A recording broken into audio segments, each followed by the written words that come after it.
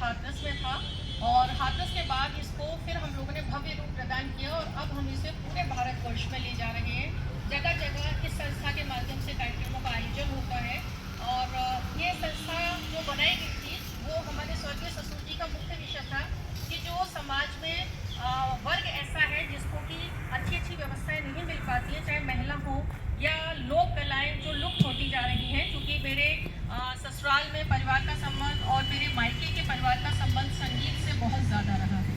किसी न किसी लोक कला के रूप में मेरे मायके और ससुराल में सभी ने लोक कलाओं को बहुत ही प्रोत्साहन दिया है।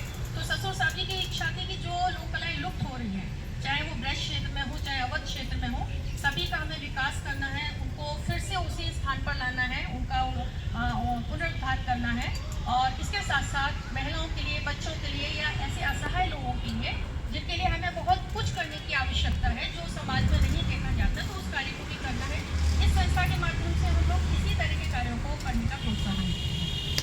और ज्ञान कला संस्कृति समिति को हम जब आज बरेली में ला रहे हैं तो बरेली में ये हमारा पहला कार्यक्रम होने जा रहा है, जिसे हमने अपने आशीष ऑयल परिवार के बीच में ही शुरू किया है। हम लोग के मन में ये मंथन चल रहा था कि इस कार्यक्रम को कहाँ से शुरू किया जाए, तो हमें लगा कि सबसे पहले हम अपने शिव शक्ति धाम से ही इसकी शुरुआत करेंगे।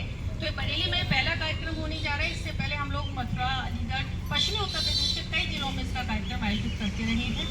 तो ज्ञान कला संजीवनी समिति के विषय में मैं अभी तो इतना ही बताना चाहूँगी, जैसा कि अध्यक्ष महोदय ने बताया अभी कि समय हम लोग कम लेकर चल रहे हैं इस चीज़ के लिए।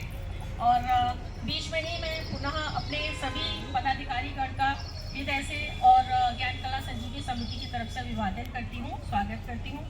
और इसके अतिरिक्त आज जो मुख्य बिंदु है जिसके विषय पे मैं बोलना चाहती थी और मैं बोलती आई भी हूँ, वो मुख्य विषय आज मेरा इस मातृशक्ति के लिए है, साथ में अपने उन भाई बंधुओं के लिए है। राहुल, आपसे मेरा निवेदन है, आप आ जाइए और स्थान ग्रहण कर लीजिए।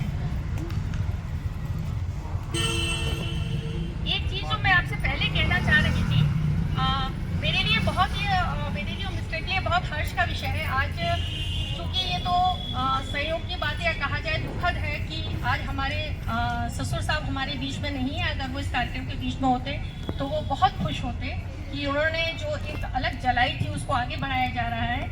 लेकिन फिर भी कहते हैं माँ के चरणों में सारे तीर्थ धाम होते हैं और ये हमारे लिए खुशी का विषय है मेरे परिवार के लिए कि आज मेरी सासू माँ भी यहाँ विराजमान है, आप बीच में बैठी हुई हैं और मैं यहाँ सबके समक्ष आपको नतमस्तक होकर प्रणाम करती हूँ। आपके आशीर्वाद से ही सारे कार्यक्रम का आयोजन किया जा रहा है। जैसा मैंने आपसे भी कहा कि आज मुझे कुछ आप लोगों के लिए कहना था। हम लोग बड़े बड़े मंचों पर जाते हैं, बहुत सारी बातें करते हैं मंचों से, लेकिन मेरे मन में कहीं ना कहीं एक चीज़ ऐसी रहती है कि मैं कुछ आप भाई बहनों के लिए कहूँ।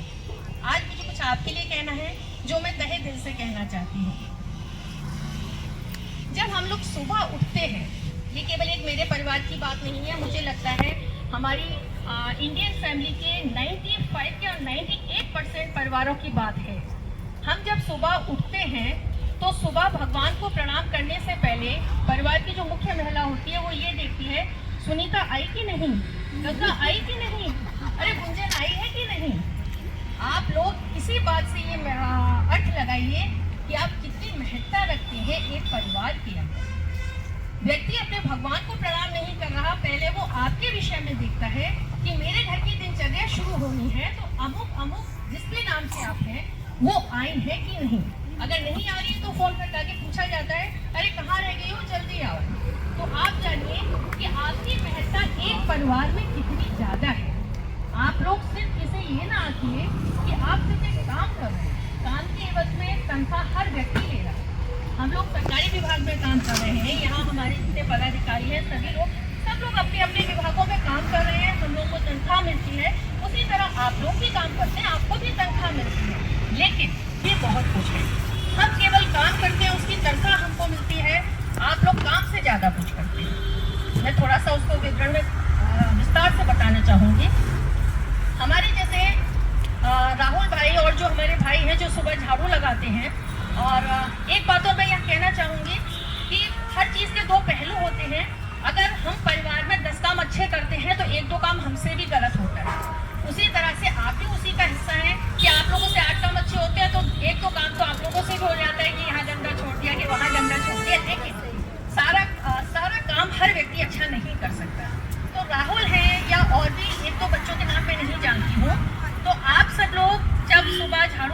हैं या देखते हैं कि कहीं भी कोई पिट बंद हो गया, हमने अग्रवाल साहब को फ़ोन किया, सोसाइटी के अपने पदाधिकारियों को फ़ोन किया, तुरंत हमें सेवा उपलब्ध हो जाती है।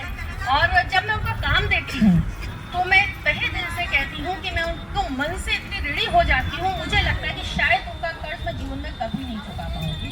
आप 1000-500 रुपये 1500 रुपये कुछ भी दे दीजिए, लेकिन आप ये जानिए कि आप उनके कर्ज के नीचे इतना दब चुके हैं कि आप कभी उनके कर्ज से मुक्त नहीं हो सकते। इसी तरह से आप लोग जो सेवाएं हमारे परिवारों में देती हैं, ये सेवा की अमूल्य है, इसको आप कम मत आकिए। और मन में ये आया कि हम संस्था की तरफ से आज आप लोगों का सम्मान करना चाहते हैं, क्योंकि आपकी सेवाओं की वजह से ही हमारे परिवारों में बहुत हद तक खुशियाँ हैं। अगर एक टाइम भी बर्तन नहीं मजेंगे तो घर की मुख्य गृहिणी का दिमाग खराब होने लगता है। बर्तन पड़े हुए हैं, गेस्ट आने वाले हैं, ये काम कैसे होगा? आप सब लोग बहुत अच्छे से समझ सकते हैं कि मैं क्या क्या कहना चाहती हूँ। समय कम है लेकिन बहुत कुछ कहना चाहती हूँ, क्योंकि आपसे ही लगी बातें तो आप लोग अच्छे से समझ सकते हैं। आपसे नहीं, ये मुझसे भी जुड़ी बात है। अगर मैं भी अपने परिवार में काम कर रही हूँ तो मेरे काम, अगर कोई काम अधूरा है तो मुझे भी उलझन होती है कि यार ये काम कंप्लीट नहीं हुआ, ये मुझे करना है। तो चूंकि आपसे जुड़े कामों के लिए उस परिवार को बहुत ज़रूरत होती है कि जैसे ही आपका काम खत्म होता है उन्हें खुशी मिलती है। तो आप ये मानिए कि आप काम करते हैं, उसके एवज में तनख्वाह मिलती है, लेकिन आप उससे कहीं ज़्यादा देते हैं, परिवारों को खुशियाँ देते हैं। और जो आप खुशियाँ दे रहे हैं हम सब लोगों को, ये अमूल्य है। और मुझे लगता है कि समय समय पर हमें भी ज़रूरत है कि कहीं ना कहीं जाकर हम आप लोगों का सम्मान करें। इससे ज़्यादा मैं नहीं कहना चाहूँगी, बहुत कुछ कहना चाहती हूँ कि समय का अभाव है और समय सभी के लिए है। चूँकि हर कार्यक्रम की एक परंपरा होती है, सभी पदाधिकारियों का स्वागत कराया जाता है और बिना स्वागत के कोई भी कार्यक्रम शुरुआत नहीं की जाती है। तो इसी स्वागत परंपरा को मैं शुरू करने जा रही हूँ और इस क्रम में मैं अध्यक्ष महोदय से निवेदन करती हूँ कि कृपया आप आए और पदाधिकारियों का स्वागत करें। मुख्य संरक्षक आदरणीय श्याम सिंह जी के स्वागत के लिए, अभिवादन के लिए रवानिया जी से निवेदन करती हूँ कि आप उनका स्वागत करें। जोरदार तालियों से स्वागत होना चाहिए। आपकी तालियां रुकनी नहीं चाहिए। देखिए, अपने आशीर्वाद परिवार का कार्यक्रम है, हम सब एक दूसरे के साथ जुड़े हुए हैं, यहाँ कोई भी बाहर का नहीं है, सब अपने हैं। तो आपकी तालियां इतनी जोर से होनी चाहिए कि आसपास लगना चाहिए कि हाँ, हमारी सोसाइटी में कोई कार्यक्रम आयोजित हो रहा है। स्वागत करें। तालियों के लिए दोबारा आपने मुझे अपनी बड़ी सही माना है तो तालियां रुके। अभिवादन के लिए मैं अपने आदरणीय दीक्षित भाई साहब जी से निवेदन करती हूँ कि आप माल्यार्पण कर उनका स्वागत करें, क्योंकि हम सभी एक परिवार के सदस्य हैं।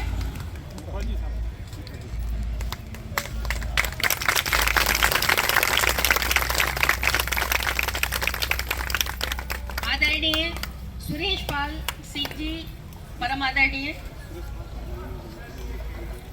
सुरेशपाल सिंह, आपके स्वागत के लिए मैं गुप्ता भाई साहब जी से निवेदन करती हूँ। मैंने जैसा पहले कहा कि ये पूरा लाइन एक परिवार है और यहाँ आयोजित होने वाला हर कार्यक्रम किसी एक परिवार का ना होके सारे परिवार का होता है।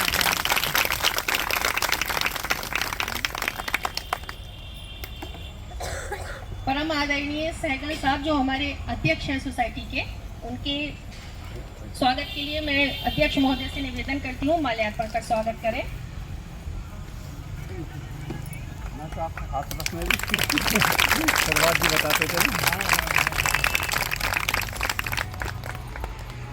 बहुत बहुत बधाई, बहुत अच्छा आपने काम किया। अशोक अग्रवाल जी, मैं एक लाइन जरूर कहना चाहूँगी आपके विषय में। आप एक ऐसी विभूति हैं, जितने सालों में हम लोगों ने आशीष ऑयल पार्क में आकर रहे हैं, तो ये चीज़ मुझे अंदर से लगती है जो मैं जरूर कहना चाहूँगी, जो मेरे मन में आता है। मैं हमारे ऐसे संरक्षक हैं जिन पर जाकर हम बेटी की तरह गुस्सा भी कर लेते हैं और एक बहू की तरह आपका संरक्षक भी मानते हैं, आपका दुलार भी पाते हैं, अपने मन की सारी बातें आपसे कह देते हैं, भाई साहब ये नहीं हुआ, भाई साहब वो नहीं हुआ। और आप इतने शांति प्रिय हैं कि आप महिलाओं के गुस्से को सहन कर जाते हैं, चाहे वो हमारा रहा हो, चाहे दीक्षित भाभी का रहा हो। तो जोरदार तालियां होनी चाहिए। इतने शांति प्रिय, आप कहते हैं ना, एक समुद्र में जो लहरें होती है जो बहुत शांति से मिलती रहती है और बहुत है। आपके लिए मैं गुप्ता भाई साहब से निवेदन करती हूँ कि ये सौभाग्य आपको ही दिया जा रहा है क्योंकि आप उनके नज़दीक बैठे हैं।